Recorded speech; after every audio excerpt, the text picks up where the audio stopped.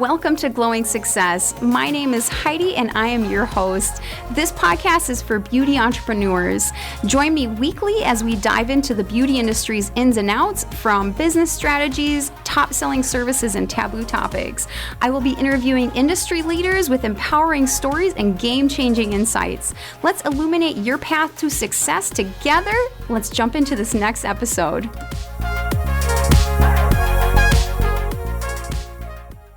Welcome back to Glowing Success. Today I'm going to be sharing my tips if you are going solo or starting your own business. So I didn't want to put a number on this. So I know there's a lot of things out there that are like my 5 tips and my things like that.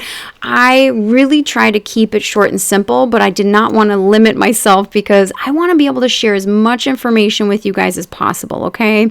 So I have had my business for 13 years. I have been in the beauty industry for 23 years. So just to give you a little bit about myself and where some of this knowledge that I'm going to be sharing with you is coming from. So my first and foremost tip, this is going to be one of the most important things, is making a plan. So when you're thinking about going solo or when you're thinking about starting a business, a plan is necessary. You are going to need something to reference back to maybe when you're feeling overwhelmed. You're going to need something to keep you on track on those days, right? But also, this is a really good way to express your thoughts. Sometimes when it comes to having so much to think about, we just need to write something down, or you need to put something on an iPad, or you need to put it into a document, however you like to save things, just to thought map it, right? So making a plan. So one of the things that I will start off with anytime I start a new endeavor is getting an expense report or getting an expense plan. So by that, what I mean is, how much is it going to cost for your rent at a new place? How much is it going to cost to buy all your supplies to just start off? What are you going to spend on any tools, any equipment, or any products retail-wise that you need? So all of those things you need to think about, because number one, we want to succeed, right? We want this plan to go great. And so sometimes we do need to plan that out. So I was thinking about this today as I was thinking about recording this. And I was like, there's so many different ways people start businesses and go solo. So if you are a person that hasn't really started saving money and you're like, I'm just going to do it. Now, there is a way to do that. And don't get me wrong, it's definitely a harder route to go. But I can't ever tell anybody that route is not going to be successful, because I have seen people do that. Now, with me, I held a job down for 2 years. The first 2 years I started my business.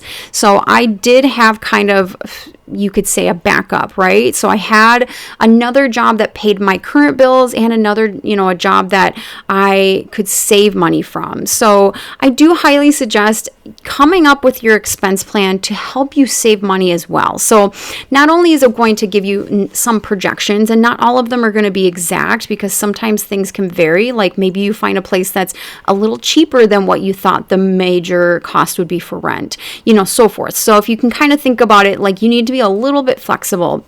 But I will say, if you can come up with a good savings account from your expense report, so let's say you're like, okay, I know that most salon suites or most places that I want to rent are between this much in rent. I know it's probably going to start this much with how much product costs and so forth. So that is going to help you succeed, right? And having a savings plan of some sort will also help with that. So let's say you're like, gosh, I don't even have anything in savings. I want to go solo. I'm miserable at my job. I want to have this happen within 6 months. Well, we need to start planning. We need to start planning how much is that going to look like for you to do that. Now, and the reason I really suggest you start saving, and that could be a really good way to start a business, is because things can go wrong, but you need a safety net of some sort, right? So those certain amount of your bills are still going to come out. Even if you, let's say, have a hard month or don't bring in as many clients as you're thinking, you're still going to have to pay rent. You're still going to have to maintain your business. So in order for you to do that, I always tell people maybe have at least 3 months saved up of your major expenses that are always going to be there, your residual bills, so to speak.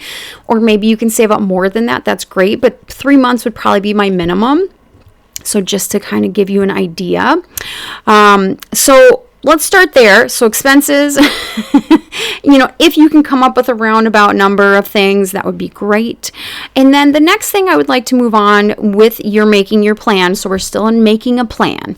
What services are you going to focus on? So I really want to emphasize focus, because yes, there's a ton of services that you probably have been exposed to that you offer, or maybe let's say you're working in a salon and you offer a lot of services in that salon, or you're not really sure which services you quite love yet. We really need to start thinking about down the road, what services are you going to focus in on? So what do you like to do? So if you're kind of in the beginning stages of still finding out what services you like to do, that's fine, but you need to still further and explore that, because what I will say is down the road, you are going to probably be an expert in maybe 1 to 3 services, right? And those services you're going to be really good at, and those services you are going to put all of your marketing focus in. So when I tell people like, hey, when you're starting to think about going solo or starting your own business, really start to think in that direction as well, as what am I an expert in, or what have I done really well at, or what have my clients come back for, what am I getting booked in for mostly, and start thinking about that, because those will help you also mitigate some of your costs, right? So you don't necessarily have to spend money on every single thing if you're only offering so many different services, right? So if you think about it like that, if you also think about it from a marketing standpoint, we are going to attract those correct clients a lot faster. So the next thing I want to have you focus on in making your plan is your name and your logo, right?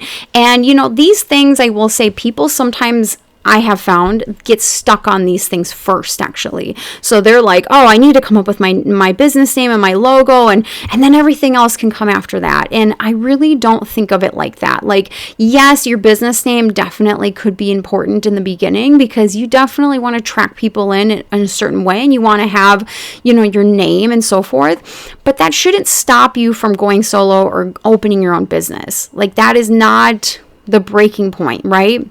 So you can still just open your own place and just go by your name for a while, or go by kind of a goofy, until you really get your feet wet in it, until you really get clients, but if you do have an idea of a name and a logo, what I highly suggest is getting your name assumed with the state that you are in. So I work in the state of Minnesota. So one of the first things I did when I started a business is I already had a name that I liked, and I Googled it, and I saw that nobody else at that time had that name or similar to it.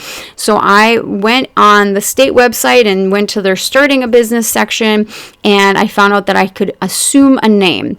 So basically what that means is you can use that name with business purposes. So I can advertise with that name, I can put it on legal documents, and so forth. So that, can help you in a lot of ways, because you can open up a business bank account a lot easier that way, and so forth. So, and that definitely is another discussion, but this is really focused on people who are just starting this process. So name and logo. And the last thing I want you to do in your making a plan is your marketing strategy. So I know that sounds like a heavy topic, and it sounds like a very lots of things go into the marketing plan topic, but generally speaking, what kind of client are you wanting to attract? And kind of touching base on what we talked about earlier with focusing in on your services that you're an expert in, focusing on what you are going to offer. This is where your marketing plan can really start to be more effective. Is for me specifically, I offer a lot of lash extension services. So lashes are my thing. So for me, I focus all my marketing efforts on lashes, because that's the clients I want to attract. That's where I make my money. And that's where a lot of people talk about my services. So for me, that's where I'm going to spend all of my effort when it comes to marketing. So that's where I want you to focus when it comes to marketing, is who am I trying to attract? Really. And that's really what I want you to write down and what I want you to focus on. So the next thing in our thing that I suggest for you to do when you're going solo is network. I want you to network like you've networked before. Because the more people that know about your business, or that you're opening, or that you offer this service, or that you're an expert in this service, or your hours, or where you're located, all of the things that you do have in place already, the more people that know about it, the more people that can spread the word about it, the more probably effectively you're going to get booked. Now, this is one of the things I think a lot of people miss out on when they're first starting a business is they think, okay, I have my salon suite, I have everything cute, I have all my stuff together, I post it on social media, and then they wait. And I feel like that is the worst way to do business. Like, you are going to continue to wait and you're probably going to shut down if that's your strategy. So one of my strategies early on, and the strategy that's helped me the most throughout my whole career, and even now, because I know a lot of people listening, they're like, well, when you started 13 years ago, things were different. And it's like, yes, that is definitely true. Social media is great, and it has played a big role in a lot of people's success, and probably in the last 5 years at least. But in-person networking and networking in your area is still going to be the most effective way to bring clients in. So I want you to look up on either Eventbrite, Facebook, whatever you look for events, look on there for networking events. So it could be a general business networking event. It could be just like a networking event of like just people getting together. You could look up your Chamber of Commerce. So every city has a Chamber of Commerce. Those are usually breakfasts. So they usually have you come in at like 7 or 8 a.m. A lot of times they'll teach you how to do an elevator pitch and you'll get invited. I don't necessarily suggest joining a Chamber of Commerce if that's not something that's right for you, but it's definitely something to try and definitely a good way to network. There's obviously influencers in your area. There's all sorts of ways you can find out about networking events. Sometimes they'll be posted in coffee shops around town. I know Facebook has a lot of neighborhood groups. And also the one thing I will say is go and introduce yourself to every person around your business. So let's say you're in the part of building your business where you actually do have a location picked out, or you're like, I want to be in this area. So let's say you don't have a salon suite yet, but you know the area you even want to be in. Go and introduce yourself to the people in that neighborhood and say, hey, I'm in specifically businesses. When I say that, say, hey, I'm a new business in the area. My name is this. I just want to introduce myself and start to get to know other businesses that are in the area. And it could be as simple as that. But the more networking you can do, like I said earlier, the more people are going to know about you, the more people who are going to reference you if they're looking for something, the more people who are going to be more familiar with you. Because the one thing I will say, and the one thing I'm always going to say, is people book with people they either trust, they hear about from a person they trust, or they find something inside of you that they really connect with, right? So if you always think about those things when you're networking, if you always think about those things when you're trying to attract new clients, you will definitely attract them in.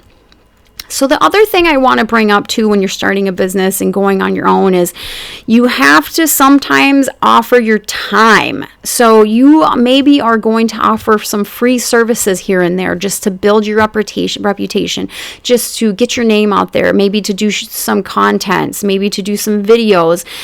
So this is definitely something that you can get caught up with. So be careful of it, and then be careful where you're spending your time and effort and your own money at. You know, if you're offering a free service to somebody, but this can be really influential and really beneficial. So specifically like local influencers, let's say you have a local influencer that either reached out to you or you reached out to them, and you think it's a good fit, you want to work together, but you probably are going to have to offer a free service in trade of that video, picture, review, whatever you're going to trade with. So be careful of it, do your research on it, but I will say this is something that you don't want to just slough off, say, oh, well, I need to make money, I have all these expenses coming up, or all these different things. Like sometimes that one opportunity is really going to spread the word. So don't put past it, but obviously be careful of it, because it is your time and it is, something that you are in the future going to charge for. So the other thing that kind of plays into all of this is building your portfolio. So in the beginning, and a lot of times if you have worked somewhere and you already were building a portfolio online, this will be a lot easier.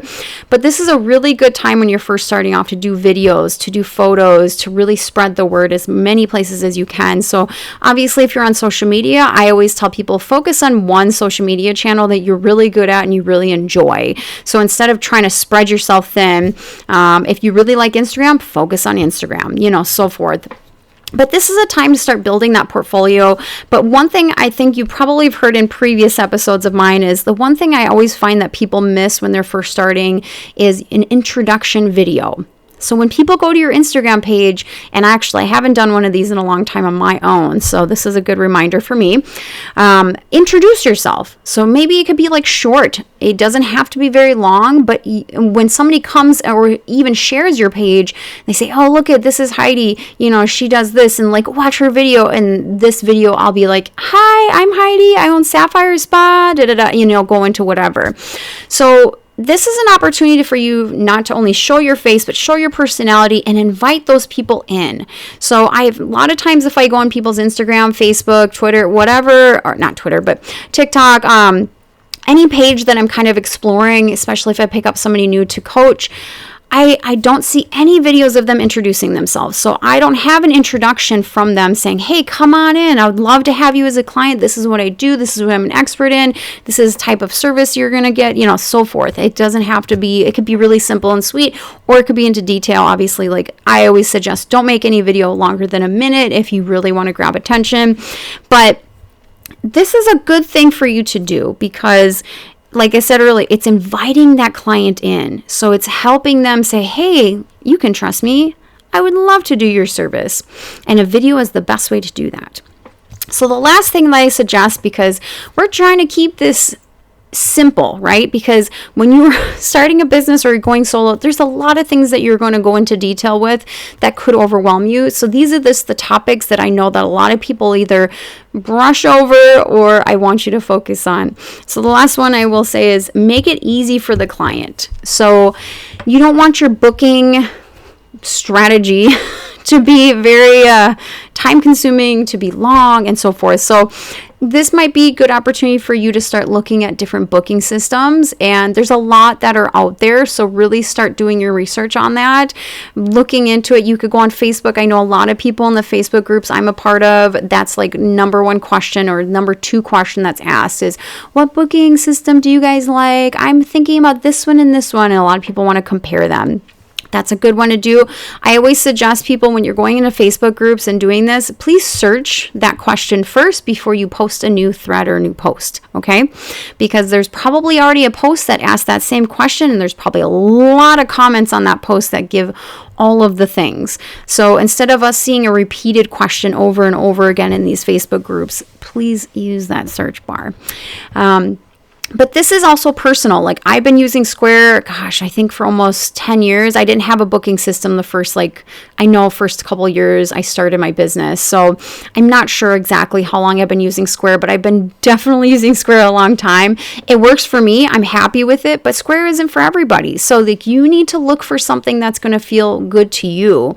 But what I will say is putting your time and effort into here will help your clients in the long run, because if something's easier for you to book, they're going to do it. So if you think about when you go shopping online, if something has you go through like 5, 6, maybe 7 different clicks in order to purchase that item, you probably are going to hesitate on that third or fourth click, right? And you're probably gonna be like, oh, this is such a long process. I have to sign in. Oh, I have to make a profile. I have to do all these things. Like you want to make it easy. So like Amazon did this very well. Very easy for you to check out. Shopify does this really well. It makes it very easy for you to check out. So if you think about it in that way of you want to make your clients have an easy experience from the very beginning all the way to the end of their appointment, right? And because they are more likely going to book with you again, and they're more likely to express to their friends and family how good of a service you did and share with them. So these are all ways that you're going to be bringing in clients and having them come back.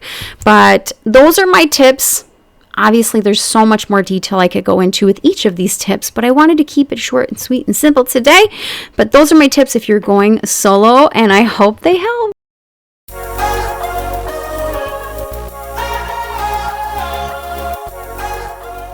I hope you liked that episode and found something useful or a tip that you can use immediately. If you are wanting more marketing tips, business tips, or anything like that, I have a lot of resources on my website. So I have PDFs that you can download for free. So look in your show notes. There should be a link in the show notes that you can click on, and it'll take you right to my coaching website. And thanks for listening.